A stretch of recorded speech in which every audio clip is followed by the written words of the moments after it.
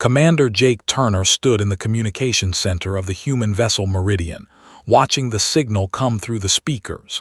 The message was clear, direct, and shocking. An alien princess wanted to meet with him. Not the Earth Council, not the diplomatic board, but him specifically. He read the message 3 times before he believed it was real. The princess called herself, and she ruled over the Empire. They were the most powerful civilization in the galaxy. Their technology could destroy entire planets with a single command. Their ships moved faster than human scientists thought possible. Their weapons existed in forms that humans could not even see, let alone understand. For years, the humans had watched them from a safe distance, hoping they would never notice the small human colonies scattered across the galaxy. Now the princess wanted to talk about something strange. She wanted to know how many times humans could cope with disaster every day. Jake called his team into the meeting room. Dr. Wells arrived first. She was a cultural anthropologist, which meant she studied how different peoples lived and thought. She had studied human history so deeply that she could tell you why civilizations fell and rose again. Her eyes were sharp, and she noticed everything.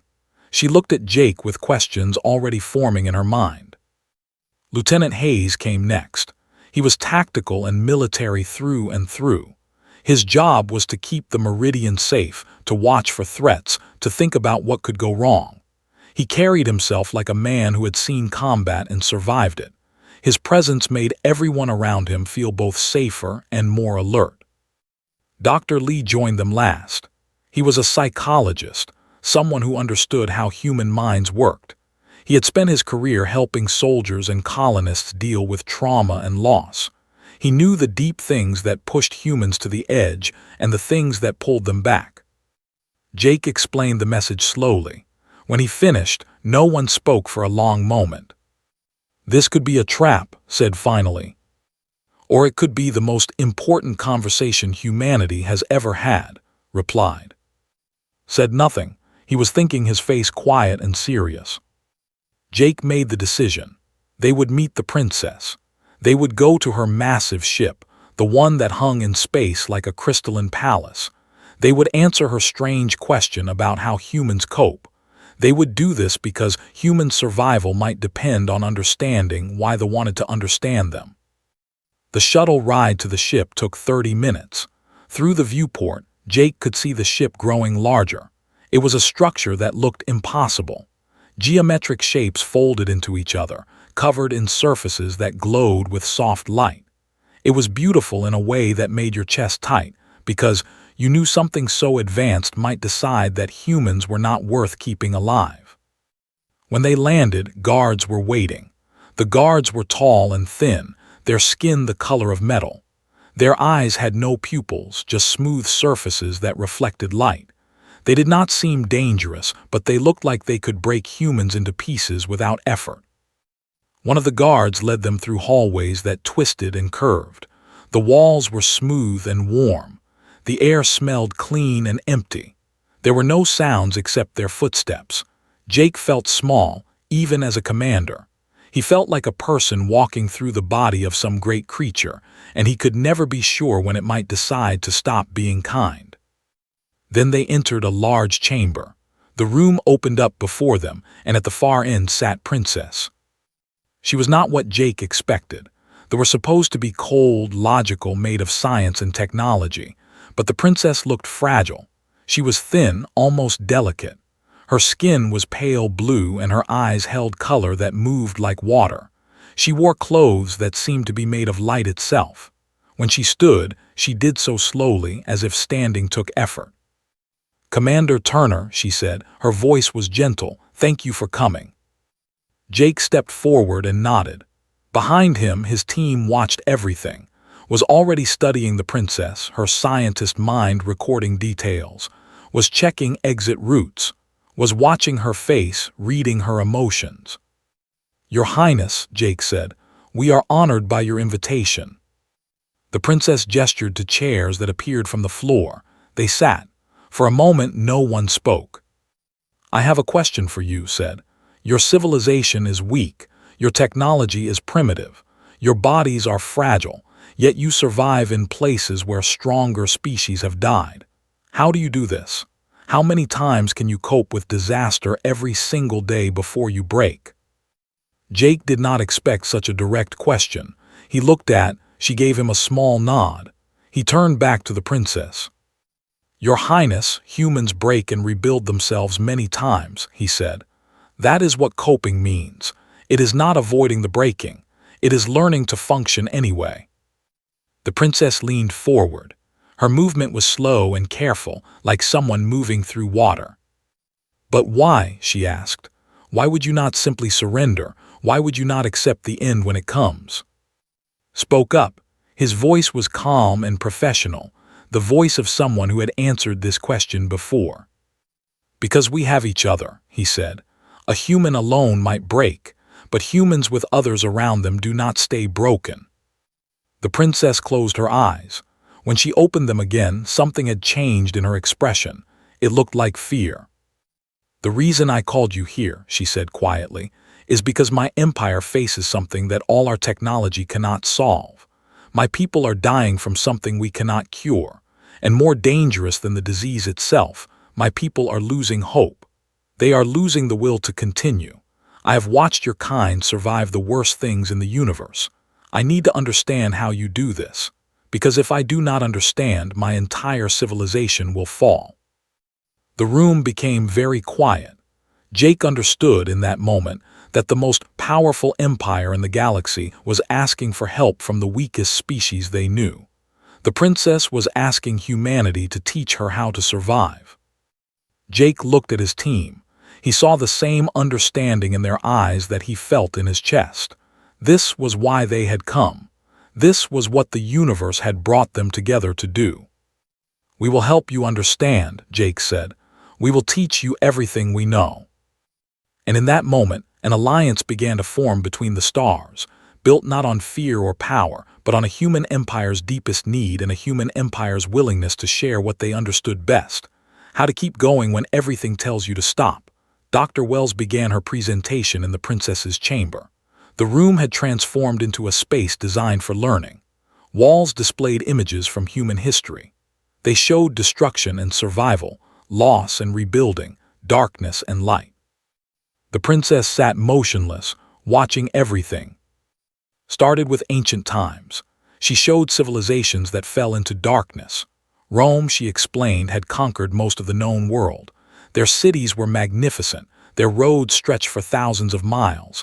Their government seemed eternal, but Rome fell. Enemies invaded. Infrastructure broke down. The light of knowledge nearly went out completely.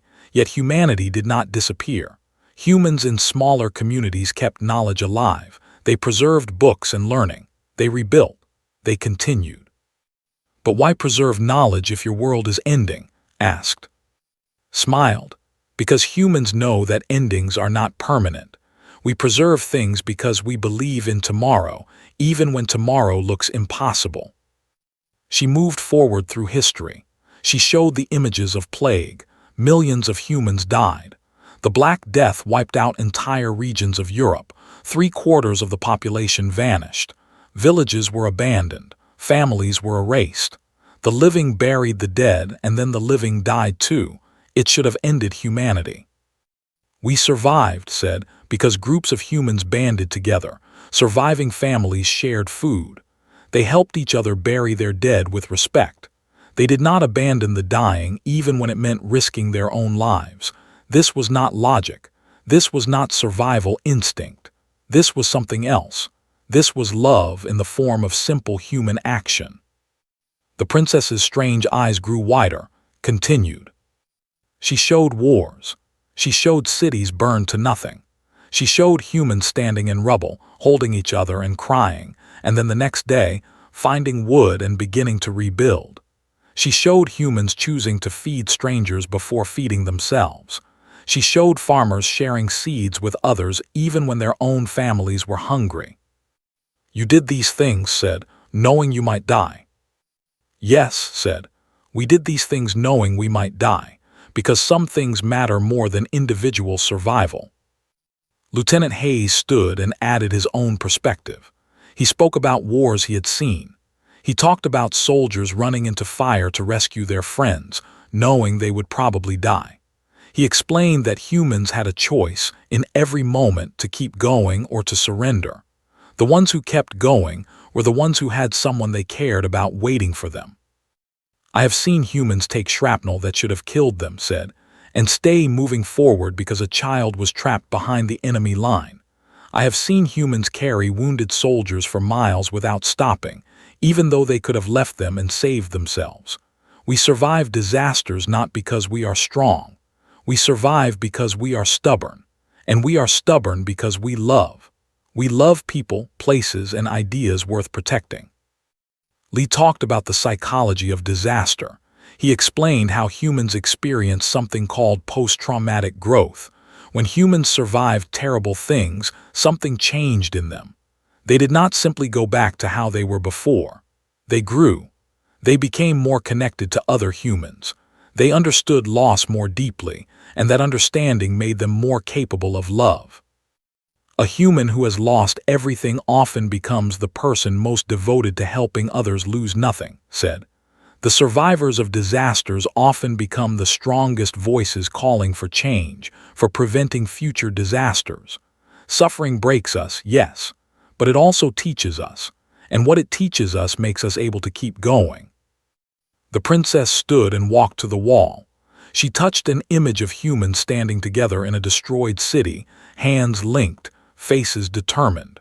Her hand stayed on that image for a long time. I do not understand this, she said. My people have technology that prevents suffering. We have engineered our genetics to reduce pain. We have created systems so efficient that no one should ever lack anything. We have removed the need for what you call love. Spoke gently. Perhaps you have removed the need for love from daily life, Your Highness, but you have not removed the need for it from the soul. The princess turned to face them. Her eyes held tears. The humans had not known that could cry. My empire, she said, became so advanced that we forgot why we survived in the first place. We built our civilization on logic and efficiency. We removed love from our government, from our science, from our decisions. We made our society perfect on paper. And now, with one plague, everything falls apart, because we have no reason to survive. We have no connection to each other that makes survival matter. We have optimized everything except the one thing that keeps species alive. She paused. The room felt heavy with realization. The plague is killing my people, she continued. But the real danger is what I see happening now. My people are giving up. They are lying in medical beds and closing their eyes, choosing not to fight the disease because they see no reason to fight. They have no one they fight for, no one they love, no purpose worth living for. Moved closer to the princess. She did not show fear or hesitation, even though she was a small human facing an alien ruler. Then you must teach your people to love again, said.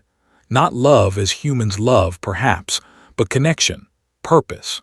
The knowledge that their survival matters to someone else and that someone else's survival matters to them. You must teach them what humans know without thinking, that we are stronger together than we ever were alone. The princess looked at each human in turn. She seemed to be looking through them, searching for something. Can you stay? She asked. Can you help us remember what we forgot? Can you teach my people how to survive not through technology, but through the strength that comes from each other? Jake stepped forward. Yes, Your Highness, that is why we came. And for the first time since the humans arrived, the princess smiled. It was a small smile, fragile and uncertain, but it was real. It was the smile of someone beginning to understand that survival is not about avoiding suffering. Survival is about finding reasons to keep going despite suffering. And those reasons were always rooted in other people. Dr. Wells sat in the medical center of the ship. Around her, patients lay in beds, connected to machines that monitored every function of their bodies. The plague was visible here in ways that it was not elsewhere. People withered. Their skin grew pale. Their eyes, which normally held that moving water-like quality, became empty. She began to work with them not as a doctor but as someone who understood something deeper. She started asking them questions, not about their symptoms but about their lives. She asked them about people they had known, places they had loved, things they had created. One, a female named, had been an artist before the plague. She created sculptures from crystalline materials, asked her about this work. Eyes moved for the first time in weeks. I created things that were beautiful, said quietly, but beauty has no purpose in survival. Beauty is survival, replied. Beauty is what reminds us that life is worth living. Show me your work, tell me about it. Told her about sculptures she had made. They took weeks to complete. They required patience and focus and skill. They were not useful. They did not help anyone survive, but they were beautiful. And as talked about her sculptures, her breathing improved.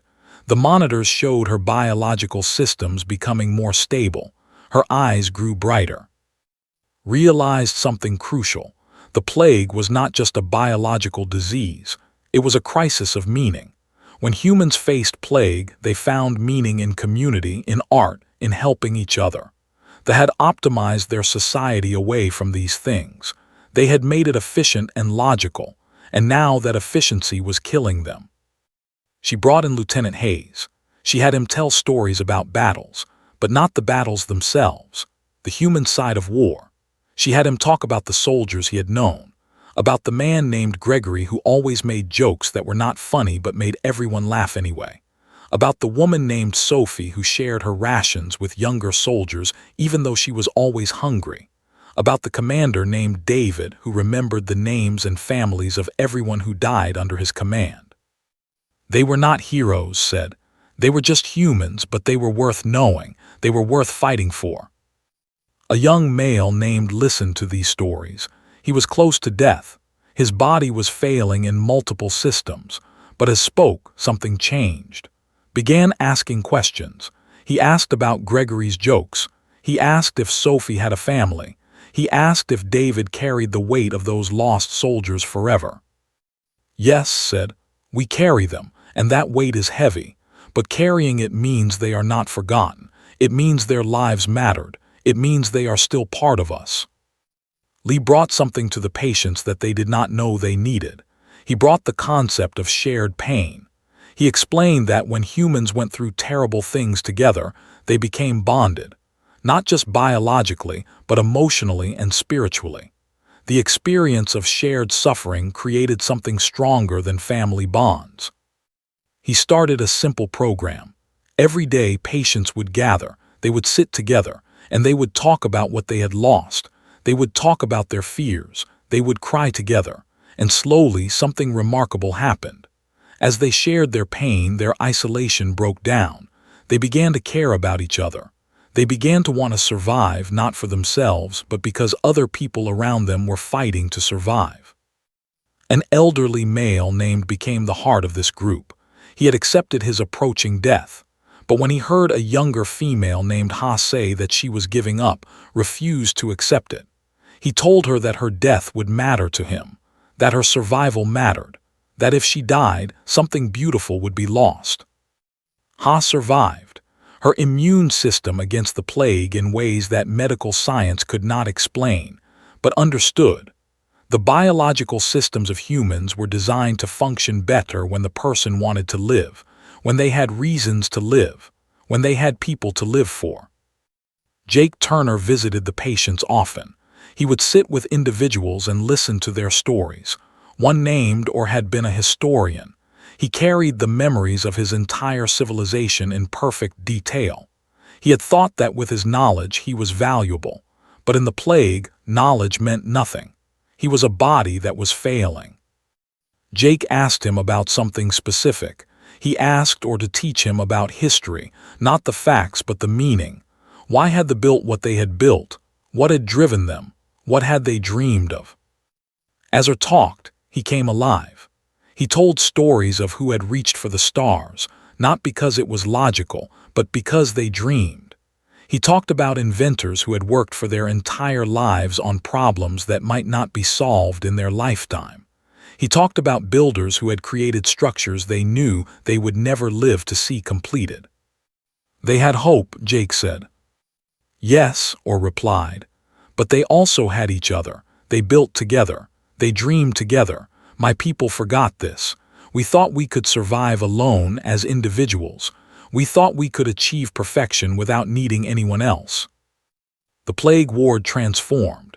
It became a place of connection instead of isolation. They began to recover, not all of them, but many. Their immune systems became stronger. Their bodies fought the plague with determination they had not possessed before. Scientists who measured their biology found something impossible. Patients who had found reasons to live experienced faster biological recovery than all medical treatments could explain. Jake stood with and watching the transformation. Around them worked together. They created art projects. They shared meals. They told each other stories. They held each other when loss came because some would still die. But those who survived would survive knowing that they were part of something larger than themselves.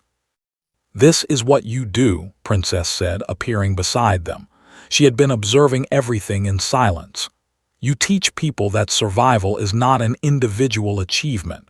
It is a collective strength. You teach them that the human method is not advanced or primitive. It is simply true." The humans said nothing. There was nothing to say. They had come to teach the how to cope, but what they had really done was remind them what they had forgotten, that the most advanced civilization in the galaxy could not survive on logic alone. It needed what every human child learned from birth. It needed love. It needed connection. It needed to know that someone would miss you if you were gone. The High Council gathered in a chamber that looked like the inside of a crystal. 12 figures sat at a circular table. They had ruled the greatest empire in the galaxy through logic, precision, and absolute efficiency. Now they were being challenged by something they did not understand. Senior council member spoke first. His voice was cold, designed to cut through argument like a laser cutting through material. "This human method of survival through emotional connection is primitive," he said. "Our civilization has transcended such needs. We should focus on biological solutions, not psychological philosophy." Another council member nodded in agreement. "Emotions cloud judgment. Attachments slow decision-making. We have built our empire by removing these weaknesses. Now we are considering bringing them back." But not all the council agreed. A younger member named stood up. She had spent time with the humans. She had listened to their stories and watched their methods work on her own people. "I have witnessed something the senior council must understand," said firmly. "The humans have discovered what we lost generations ago. Emotions are not weaknesses. They are survival mechanisms. The data shows that who engage in community activities and emotional expression recover from plague infection at significantly higher rates than those treated with medicine alone." "The data could be coincidence," replied. "The data shows a 70% improvement in survival rates," shot back. "That is not coincidence. That is evidence." Princess stood. The entire council fell silent. When the princess spoke, all other voices stopped. "I have made a decision," she said. "We will implement the human methodology across our entire civilization. I want community centers established where can gather and create art together. I want mentorship programs pairing older and younger citizens. I want memorial services for those we have lost, so that their deaths are acknowledged and honored, not simply recorded in databases." Rose to his feet. "Your Highness, this is a mistake. You are letting a weak species influence our superior culture." The princess's eyes grew sharp and cold. "You have something wrong, council member. The humans are not weak. They are the strongest species I have ever encountered. They survive plague and war and disaster not because they are genetically superior or technologically advanced. They survive because they understand something we forgot, that a civilization is not a collection of individual units. It is a body, and a body can only function when its parts care about each other." She paused, letting her words settle into the chamber. "We have been a perfect machine. We have optimized every system, but machines do not survive plagues. Organisms do. And organisms survive through connection, through love, and through the will to keep going for the sake of others. We will remember how to be an organism again. Over the next weeks, the transformation accelerated. Commander Jake Turner worked with the government to establish new institutions. Centers of art and creativity opened in every major city. Who had never considered themselves artists began to create. Musicians discovered that making music together filled them with a purpose they had not felt in generations. Sculptors and painters returned to their work. Writers began recording the stories of their people, not for historical databases, but for sharing and remembering. Wells founded a program to match young with older ones. These pairs would spend time together regularly.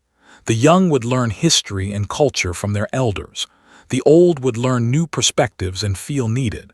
Both would develop bonds that transcended age and status. Lee established a psychological support network. Could attend group sessions where they talked about their fears and losses. Therapists trained in both human and psychology helped people process trauma. The sessions became sacred spaces where could be vulnerable without shame. Hayes worked with the military to change their training methods. Instead of emphasizing individual excellence, the training now emphasized unit cohesion. Soldiers learned that their strength came from each other. They practiced rescue operations. They trained in how to support each other in trauma. They learned that weakness shared with others became strength. Most importantly, the government decided to work with humans on the plague research itself. A new team was formed, human scientists and scientists working together. Dr. Wells partnered with Hen, the greatest geneticist. Together, they examined the plague from angles that pure logic had not considered. Hen was skeptical at first. He believed that the solution would be found through advanced genetics and biotechnology, but suggested something different. She proposed studying the immune systems of who had recovered from the plague, specifically looking at whether psychological factors correlated with biological recovery. The data shocked them. Who had found reasons to live, who had developed emotional bonds with others, whose immune systems were strengthened by purpose and connection, showed genetic markers of stronger immune response. Their bodies were literally fighting the plague more effectively because their minds had found reasons to survive. "This is not possible," Hen said, staring at the results. "The connection between psychology and genetics should be minimal." "It is not minimal," replied. "It is fundamental. You cannot separate the mind from the body.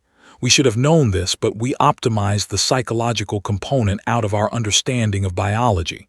You did the same thing. Perhaps together, we can understand something that neither of us could have discovered alone." Hen looked at the human scientist with something new in his expression.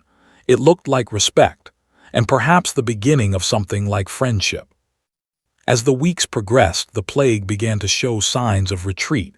Recovery rates climbed higher. Deaths decreased. More returned to their normal lives. But something had changed permanently. The civilization had been fundamentally altered. And the traditional council members resisted, but they were overruled. The younger generation of embraced the changes. They filled the art centers and the mentorship programs. They attended memorial ceremonies. They discovered that strength and efficiency were not enemies of emotion and connection.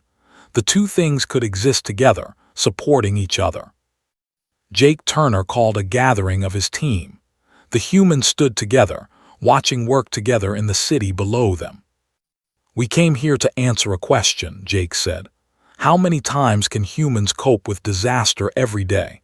And I think the answer is, as many times as needed, because we do not do it alone. We do it together." And now asked. "Now they know the same thing," Jake replied. "And that changes everything." 3 months had passed since the humans arrived at the ship. Commander Jake Turner received the message from the research laboratory early in the morning. Hen's voice was steady but carried something new: excitement. "We have found it," the geneticist said simply. "The cure, or rather the key to unlocking what the immune system needed to defeat the plague." The research team gathered in the laboratory. Hen displayed their findings on vast screens that filled the walls. The breakthrough was not a drug or a surgical procedure. It was something far simpler and far more profound. The immune systems of who had survived the plague showed genetic activation patterns. These patterns only appeared in individuals who had formed strong emotional bonds with others. The human methodology worked, Hen explained, because it activated survival mechanisms that we did not know existed. When experienced purpose, when they felt needed by others, when they created art and formed communities, their bodies responded at the genetic level. The immune system became more aggressive against the plague. Healing accelerated. Recovery became possible. Wells stood beside him. The connection between mind and body is not new science, she said.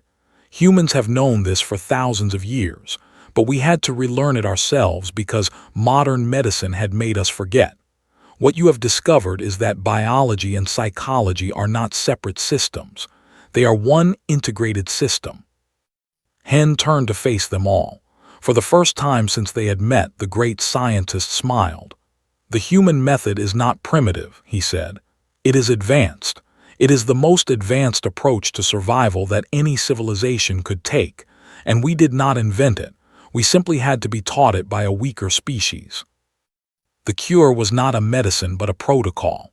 Who contracted the plague were immediately integrated into community programs. They were given art supplies and told to create. They were matched with other plague survivors and told to share their stories. They were assigned purposes, teaching younger, organizing community events, mentoring those newly arrived at treatment centers. The combination of medical care and community integration produced recovery rates that reached 90% within the next month. The plague began to disappear. Not suddenly, but gradually, inexorably, the disease lost its hold on the civilization. And as it did, something more remarkable happened. The society transformed completely. The great cities that had been built for efficiency and logic remained, but now they were filled with sound and activity. Art galleries opened in every sector. Music played in public spaces, gathered in groups to create things that had no survival value and everything to do with living well. The work centers, once places of silent efficiency, became centers of collaboration. Workers talked to each other. They learned each other's names. They celebrated achievements together. The most remarkable change happened in families, had not traditionally emphasized family bonds. The biological need for reproduction was optimized, but emotional attachment was considered inefficient. But as the transformation took hold, young began spending more time with their genetic sources. Older took interest in the development of younger ones. The concept of family, once nearly eliminated from their society, returned and strengthened. Princess called for a ceremony. The event took place in a vast hall overlooking the capital. Millions of gathered, along with the humans. This was not a military ceremony or a political event. It was a memorial service. The princess stood on a raised platform. She held a crystal that contained data, the names and histories of every who had died from the plague. She looked out at her people and spoke. "We have lost many," she said. "Their deaths have brought us to this place. We remember them not because memory is efficient, but because it is right. They lived, they experienced, they mattered, and now their names will be spoken forever in the way humans have always honored their dead." One by one came forward and spoke the names of those they had lost. A young female named Ha stood and spoke the name of her teacher. A male named stood and spoke the name of his friend. An ancient named X spoke 100 names, each one a life that had meant something to him. Commander Jake Turner watched this ceremony and felt his chest grow tight with emotion. This was what his people had brought to not technology or weapons, not efficiency or logic. They had brought the understanding that loss mattered, that death should be remembered, that each individual life had value. After the ceremony, Princess approached the human team. She was accompanied by the council, including who had opposed the changes. The senior council member looked different now. His expression had shifted from cold logic to something more human, even though he was not human. "We have made a decision," said. "The Empire will establish a permanent human liaison mission here. Commander Turner, we have asked the Earth Council to allow you to remain as our ambassador. You will help us remember, every day, the lessons we have learned. You will live here and work here, and your presence will be a daily reminder that strength comes from connection." Jake looked at his team, and all nodded. They had expected this. They had hoped for it. "We accept," Jake said. The next days were spent setting up the human embassy. A section of the great city was designated for the humans. They had spaces to live, work, and continue research. Jake walked through the city with Princess at his side. Everywhere they looked, worked together. They carried materials for new structures. They played music. They cared for each other. "I have a question for you now," the princess said. "What you taught us to do, how do you teach it? It seems so simple, but my civilization nearly lost it completely." Jake thought about this as they walked. "I think," he said slowly, "you teach it by doing it. You create spaces where people can gather. You tell stories about people you have lost. You create things that are not useful but are beautiful. You spend time with people even when you are busy. You remember that other people matter more than efficiency. These things seem simple when you say them out loud, but they are the entire reason civilization continues." The princess nodded. "The human method is not something we can optimize. If we try to make it more efficient, we will destroy what makes it work. The inefficiency is the point. The time spent with others, the time spent creating art, the time spent remembering the dead, those must be done slowly and carefully and without expectation of gain. Is this correct?" "Yes," Jake said, "that is exactly correct." They stood together and looked out over the city. Millions of lives continued below them.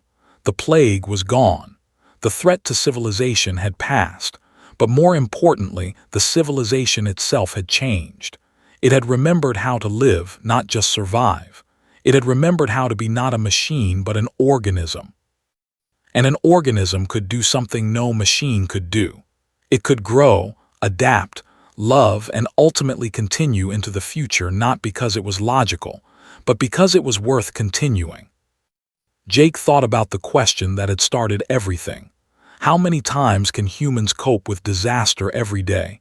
The answer, he now understood, was infinite, because humans never cope alone. They cope together, and together they could face anything that the universe might bring.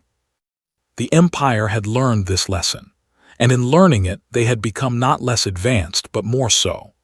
They had integrated the greatest technology they had ever discovered, the technology of the human heart, the human community, and the human will to keep going together, always together.